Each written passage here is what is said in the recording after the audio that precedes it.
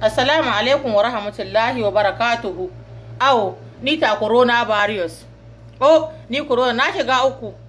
Gashi an kore na bar Najeriya. Ban samu na kama shugabanni ba.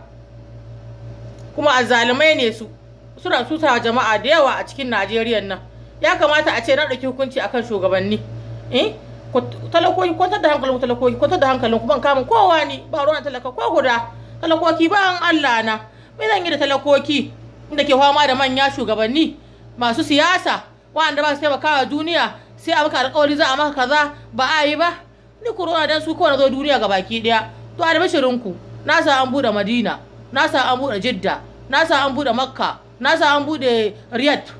Ko ina an bude yanzu ana sallah ana komi yanzu saura daga ni sai shugabanni an kore amma ban koru ba in suka koma halin su na da kai yanzu sun yi sanyi sun haƙura sun musulunta in suka ƙara yi ni corona bare na rantse da gobarcin ga dawowa za ni musu kata musu wulaƙanci billahi allazi la ilaha illa huwa na ba za raga musu ko kaɗan ba tunda ba mutanen arziki na ba ko sai a rinka zagin mu ana cewa ana aza mana alhaki mu corona virus dama mu biyu ne akwai wani akwai ani na himu abu ni ba kanna na himu abu wata horar lahiyar corona ta ni mugu abu gare ni dama mu biyu ne akwai wani akwai baka wallahi ku kiyaye zahi fatin na ni bu gobara ku kiyaye ni na rantse da Allah Buhari kana jin yana da kyau kai tsoron Allah wata kullu kai tsoron Allah shekara ta wuce 37 ta wuce Buhari ka samu yi wahala muna irga muna wahala